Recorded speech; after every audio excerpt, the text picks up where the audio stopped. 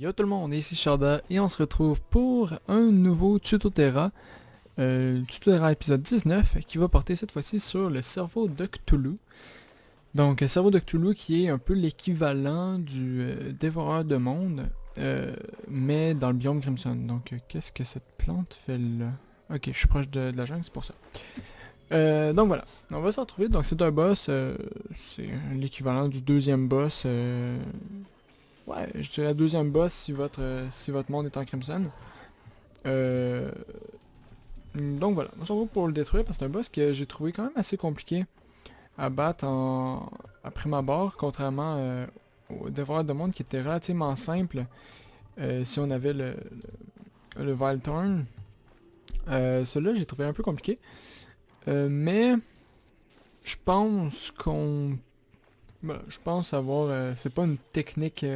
C'est pas une technique spéciale comme les deux derniers boss que j'ai fait, soit le Golem et le Plantera. C'est pas une technique spéciale, c'est vraiment juste un équipement et ma façon de le battre. Mais voilà, c'est un boss assez compliqué. Donc, pour commencer, je vais parler un peu de comment il se bat. Donc, c'est un boss qui a deux phases, comme tout le monde. La première phase, le cerveau en tant que tel est invulnérable, donc on peut pas l'attaquer. Il vient vers nous, quand il nous touche, il nous fait du dégât bien sûr. Il vient vers nous et il se téléporte au loin. Et il y a des espèces de petits des creepers, qui sont des espèces de petites bestioles qui tournent autour et qui font des allers-retours en grands ovales entre nous et le cerveau. Donc c'est ces petites bestioles-là qu'il faut détruire. Il faut toutes les détruire. Dès qu'ils sont tous détruits, le boss passe à sa deuxième forme et là il devient vulnérable. Euh, Sa tête s'ouvre un peu, puis on voit une espèce de cœur dans le cerveau. C'est un peu bizarre, mais enfin, vous allez voir. Et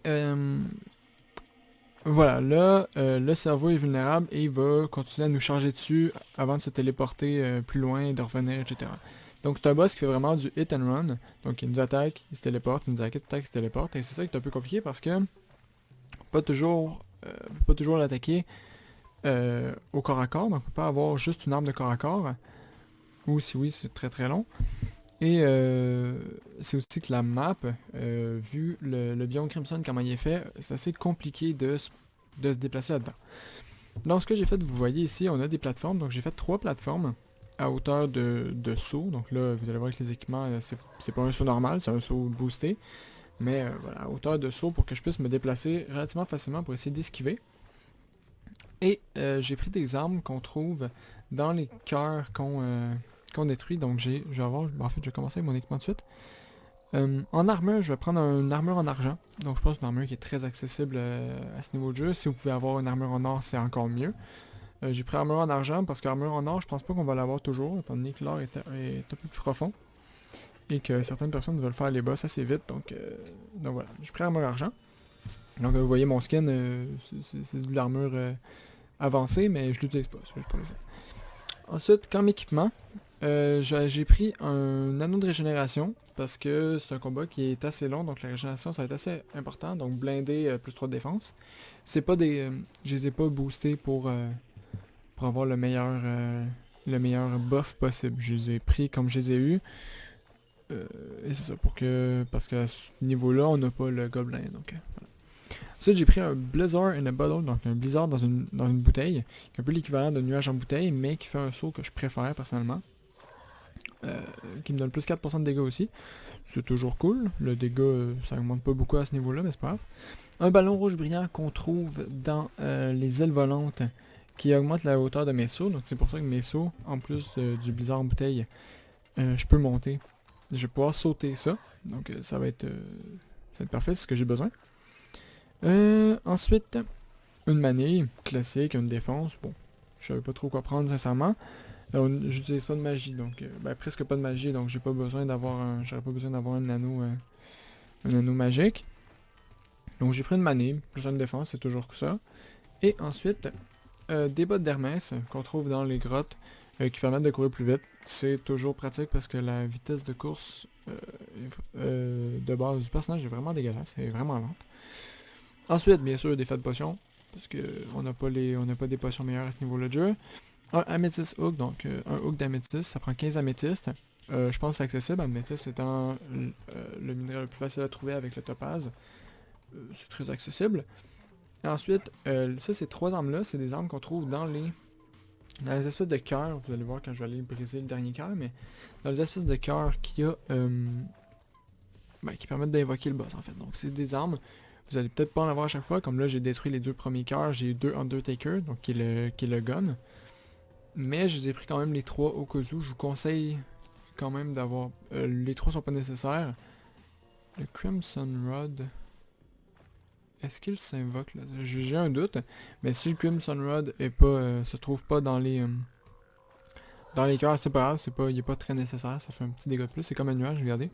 Ça fait tomber des gouttes et les gouttes font du dégât. Mais ils font pas beaucoup de dégâts et comme le boss va pas être toujours sur ce nuage parce que c'est un boss qui est très mobile, ça change pas grand chose. Donc voilà, c'est tout pour les équipements que je vais prendre. Je dis shuriken aussi, je sais pas si je vais les utiliser, on s'en fout. Voilà, c'est pas mal ça. Donc je vais utiliser le Rotten Fork, qui est une lance. Donc vous voyez comme ça, je tape pas au travers des murs évidemment. Le Undertaker qui est un gun, avec des balles de mousquet normales. Et le Crimson Rod qui invoque le petit nuage que je disais, donc je peux en mettre juste un à la fois, ok. Donc voilà, Crimson Rod, c'est ce que je vais utiliser pour le combat. Donc voilà, je vais aller tout de suite. Donc dans le combat, vous allez voir, je vais essayer de beaucoup d'être... Je vais devoir être très mobile pour pouvoir le...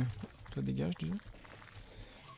Je vais essayer d'être très mobile, je vais devoir être très mobile en fait pour pouvoir le vaincre.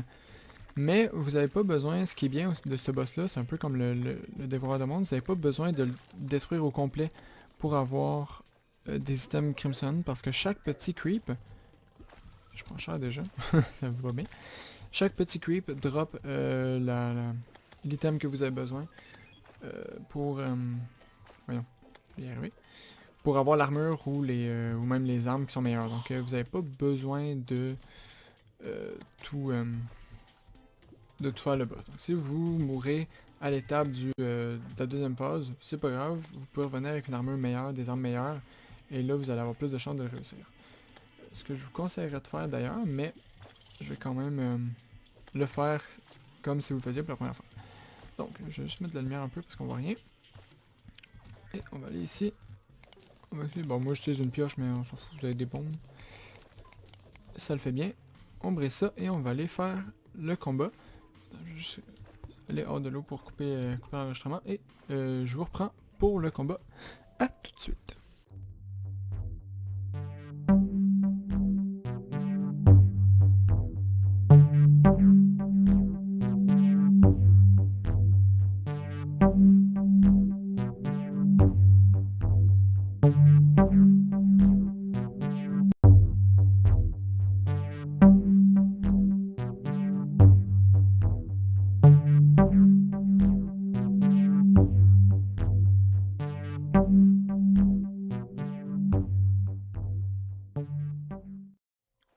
Bonjour tout le monde, donc voilà, j'ai fini par battre le boss. J'avais oublié de mentionner un truc, c'est que le boss est sensible au knockback.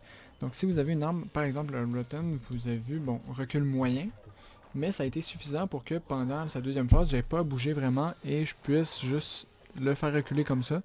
Ça a été amplement suffisant. Donc si vous avez le Rotten Fork, la deuxième phase ne devrait pas vous poser de problème. Et j'ai son drop ici, donc les Crimson Ore. Mais vous avez vu que le tissu sample, j'avais droppé, je pense que le boss en est quasiment pas droppé. J'ai tout droppé presque sur les petits creeps qui bougeaient, donc c'est vraiment les petits creeps le gros problème du boss. Mais il m'a pas fait de dégâts quasiment, donc je pense pas être descendu en dessous de 400 de vie, donc voilà, finalement j'ai peut-être surestimé le boss. Mais c'est ça. Donc c'est un boss qui est sensible au knockback. Prenez des armes qui ont du knockback, ça fait reculer les creeps et ainsi que le boss en tant que tel. Si vous avez ça, vous allez avoir aucun problème. Donc la Rotten Fork est parfait pour ça. Les creeps ensuite, l'Undertaker, je l'ai utilisé surtout pour faire reculer les... pas faire reculer, mais détruire les creeps qui restaient proches du boss. Parce que vous avez vu à la fin, il en restait comme un ou deux à côté du boss que j'ai eu pas le choix d'utiliser l'Undertaker pour aller les chercher parce que bah, il s'approchait pas, quoi. Il restait à côté du boss. Donc voilà, j'espère que ce tuto vous aura aidé. Donc je rappelle, knockback et des plateformes pour la mobilité, c'est tout ce c'est tout ce que vous avez besoin pour ce boss. Vous avez vu là, j'ai droppé un Brain de Cthulhu, donc on a, je pense, c'est 16% de chance de dropper, 10% de chance de dropper son masque et 100% de chance de dropper plein de tissus simple et de Crimtain Ore qui permettent de faire la panneau Crimson et les items Crimson. Voilà, c'était tout pour cet épisode. J'espère que ça vous aura plu. Si ça vous a plu, n'hésitez pas à laisser un j'aime. Si vous avez des trucs à me dire, n'hésitez pas à laisser un commentaire, ça me fait toujours plaisir. Et on se retrouve pour un prochain tuto terrain. Allez, au revoir tout le monde.